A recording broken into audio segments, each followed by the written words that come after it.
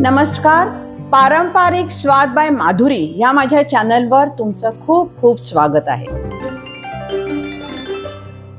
आज शुक्रवार आहे आणि तुमच्या भेटीला मी नवा पदार्थ घेऊन आलेले आहे. आतापर्यंत आपण वेगवेगळ्या टाईपच्या करंज्या केल्या आहेत आणि त्याचा आस्वाद पण घेतला आहे. जसं सुक्या नारळाची करंजी, ओल्या नारळाची करंजी, खव्याची करंजी, पुरणाची करंजी. हा जो आज करंजीचा प्रकार मी तुम्हाला दाखवणार आहे तो तिखट आहे, मसालेदार आहे, खुसखुशीत आहे आणि खूपच स्वादिष्ट आहे.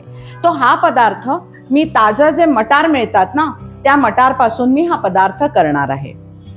तर आपल्याला पहिलं म्हणजे हे जे रेसिपी आहे ती दोन भागामध्ये मी विभागलेली आहे. पहिलं म्हणजे ज्याचं आपल्याला करंजीचा पातं म्हणतो किंवा कव्हर म्हणतो त्याचं मी पहिलं प्रमाण तुम्हाला सांगते. मी आज वरणापेक्षा थोडी मोठी वाटी घेतलेली आहे आणि त्या वाटीने मी पाऊण वाटी मैदा घेतलेला आहे, हा मोजून घेतलेला आहे. त्याच्यानंतर पाव वाटी रवा घेतलेला आहे, हा मध्यम रवा आहे, मध्यम आकाराचा रवा आहे आणि हा रोस्टेड रवा आहे.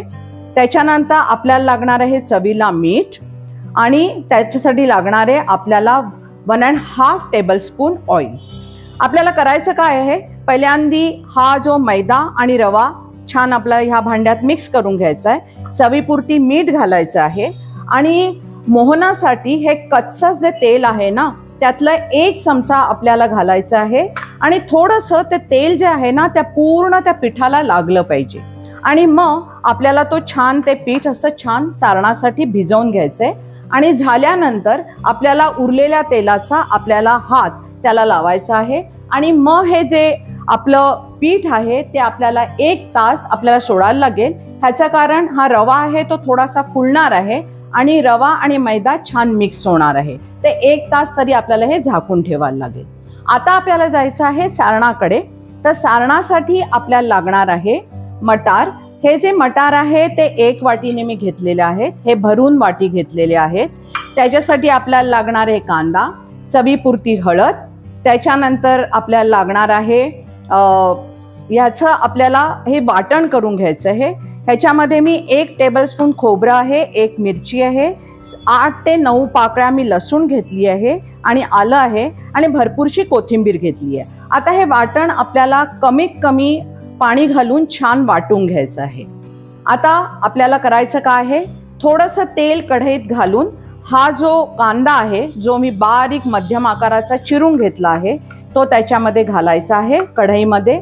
तो छान ब्राऊन कलरमध्ये आपण परतवून घ्यायचा आहे.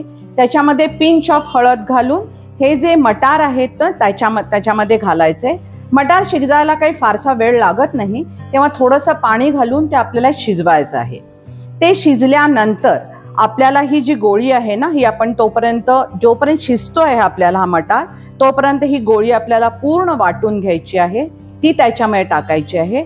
त्याच्यानंतर मी मिरची ह्याच्यासाठी कमी घेतलेली आहे कारण ह्याच्यामध्ये मी 1 चमचा लाल मिरची, आपला रोजच्या वापराचा मसाला साधारणपणे पाऊण चमचा आहे, अर्धा चमचा धण्याची पावडर आणि मिरचीची पावडर, हे सगळं छान मिक्स करून आपल्याला तो जो मसाला आहे तो सुकवायचा आहे आणि मग चवीपुरती त्याच्यामध्ये मीठ घालायचं आहे.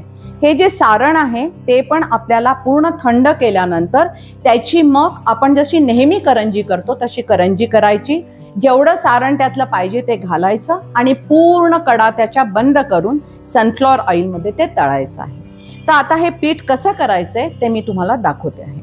हे मी पाऊण वाटी मैदा, त्याच्यानंतर रवा आणि चवीला मीठ आणि 1 टेबलस्पूनपेक्षा स्लाइटली जास्त असं ऑइल घातलेलं आहे आणि हे पूर्ण पिठांना लागलेलं आहे. तुम्हाला दिसेल आता मी हा जो गोळा केला ना हे असा हाताने असा तयार होऊ शकतोय. म्हणजे हा सफिशियंट मोहन त्याला झालेला आहे, खुसखुशीतपणासाठी पुष्कळ झालेलं आहे. हे पीठ करताना आपल्याला एक काळजी घ्यायला लागते, हे हळूहळू करायचं, जास्त पण पाणी नको आणि कमी पण नको. तर हळूहळू आपल्याला हे मिक्स करत जायचं आहे.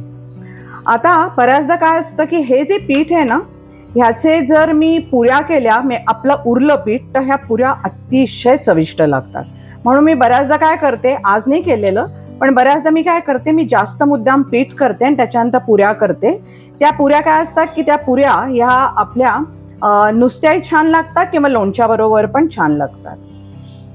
आता थोडंसं मला केवळ 1 अक्षरशः थोडंसं पाणी पाहिजे. आता बरोबर झालं हे पीठ. आता माझं जे ऑइल आहे ते लावून मी त्याचा छान स्मूथ असा गोळा तयार करणार आहे. आता मी दाखवते तुम्हाला. छान स्मूथ तयार झालेला आहे. आता ह्याच्यामध्ये मी ऑइल घातलेलं आहे. ऑइल घातलंय आणि छान आपला हा पीठ आता तयार झालेला आहे. आता हे सगळीकडनं मी एकत्र घेते त्याला आणि छान आपण हे तासभर झाकून ठेवू. तुम्हाला जर जास्त प्रमाणात करायचं असेल तर ह्या प्रमाणाप्रमाणे दुप्पट, तिप्पट, चौपट असं घेऊन तुम्ही करू शकता आणि सारणाचं प्रमाण पण त्याप्रमाणेच तुम्ही वाढवायचं. आता मी हे छान आता हे भिजवण्यासाठी तासभर मी हे झाकून.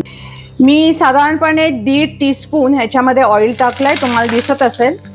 आणि त्याच्यामध्ये आता मी थोडी हळद घालते. त्याच्यानंतर हळद थोडीशी छान ब्राऊन झाली की त्याच्यामध्ये मगाशी मी तवकार दाखवला होता, मी मध्यम आकाराचा कांदा छान बारीक चिरून ठेवलाय तो घालणार आहे.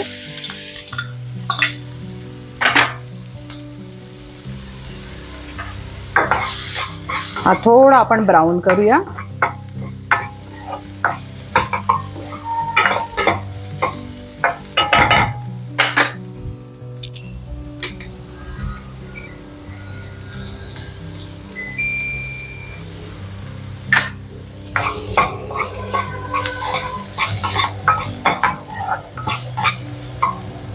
साधारणपणे मी हा बारीक आणि मध्यम ठेवला. मध्यम वर करते, आतापर्यंत बारीक वर होता, आता मी थोडा मध्यम करते.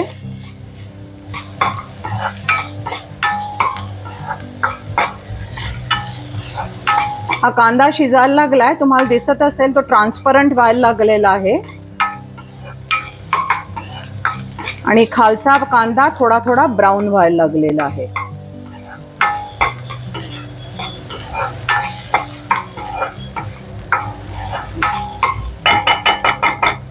तो कांदा शिजला आहे आणि हा आता उरलेला कांदा जो थोडा बहुत आहे ना तो मटार बरोबर शिजेलच. आता ही जे मटार भरून मी घेतला होता ते मटार मी घालते याच्यावर मध्ये. आणि जसं मी मगाशी सांगितलं होतं, मटार शिजायला खूपसा काही वेळ लागत नाही, त्याच्यामुळे आपल्याला लवकर तो शिजेल. तर आता ह्याच्यामध्ये पाणी घालून या कढईवर झाकण झाकून छान मऊ तो आपल्याला शिजवून घ्यायचा आहे.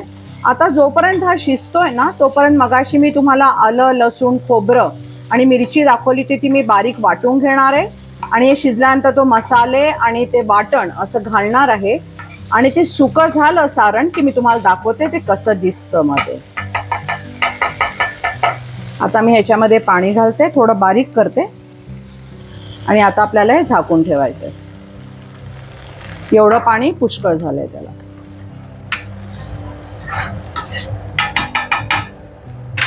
आता हे झाकून ठेवू आपण. मध्यम वर केलाय गॅस मी. हे बघा मी हे तेल आता तापायला ठेवले. या 4 करंज्या करून घेतल्या आहेत तुम्हाला दाखवण्यासाठी आणि ह्या करून घेतलेल्या आहेत मी.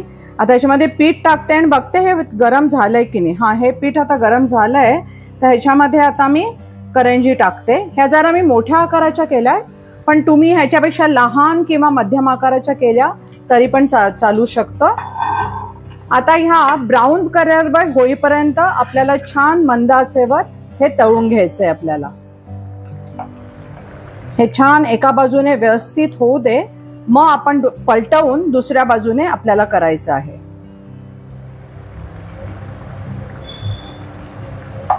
हे होऊ दे, मंद आचेवर ठेवलंय मी, कारण आतपर्यंत करंजी आपल्याला शिजायला पाहिजे आहे. ते जे त्याचे कव्हर आहे ना किंवा त्याचं पातळ आहे ते छान आतपर्यंत व्हायला पाहिजे. त्यामुळे तुम्ही बघत असाल की मी लो आणि मीडियमच्या मध्ये ठेवलेलं आहे. पण आधी तापवताना मी छान ते गॅस थोडा मोठा ठेवला होता आणि छान कडकडीत मी गरम करून घेतलेलं आहे ते.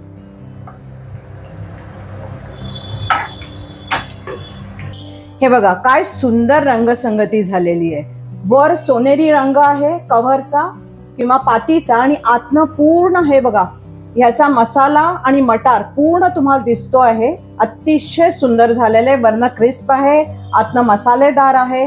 हे तुम्ही केचप बरोबर खाऊ शकता किंवा नुसतं पण खाऊ शकता. अतिशय स्वादिष्ट आहे, कारण वरनं क्रिस्पनेस आहे आणि आतला मसाल्याचा स्वाद आहे. आता तुम्हाला एक मला टिप द्यायची आहे की ह्या सारणामध्ये तुम्हाला जर आंबटपणा हवा असेल तर त्याच्यामुळे तुम्ही थोडा लिंबाचा रस तुमच्या स्वादानुसार टाकू शकता.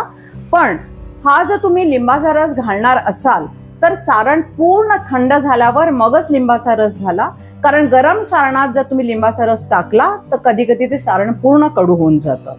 तर हा पदार्थ तुम्ही आपण जेव्हा रविवारी स्पेशल नाश्ता करतो त्या दिवशी करू शकता किंवा संध्याकाळी करू शकता. कधी करा, मूड आल्यानंतर कधी करा, फटाफट होतो पदार्थ आणि ह्या प्रमाणात केल्यानंतर तो निश्चितच चांगला होणार. आज जे मी प्रमाण सांगितलंय, जर का तुम्ही त्याचा मीडियम साईजच्या करंज्या केल्या तर आरामशीर 4 लोकांसाठी 8 ते 9 एवढा नंबर होऊ शकतो. तर माझा जो चॅनल आहे पारंपरिक स्वाद बाय माधुरी, या चॅनलला तुम्ही लाईक, शेअर आणि सबस्क्राईब करायला अजिबात विसरू नका. सबस्क्राईबच्या बटना शेजारी जे बेल आयकॉनचं बटन आहे त्याच्यामधला ऑल हा पर्याय निवडा. त्याच्यामुळे जेव्हा शुक्रवारी मी नवा पदार्थ अपलोड करते त्याचा नोटिफिकेशन तुम्हाला मिळेल. तुम्ही ते पाहू शकाल, करू शकाल आणि पदार्थाचा आनंद घेऊ शकता. सो ह्यावेळेला तुम्ही माझं चॅनल सबस्क्राईब करायला अजिबात विसरू नका. आणि पुढच्या शुक्रवारपर्यंत नमस्कार, धन्यवाद.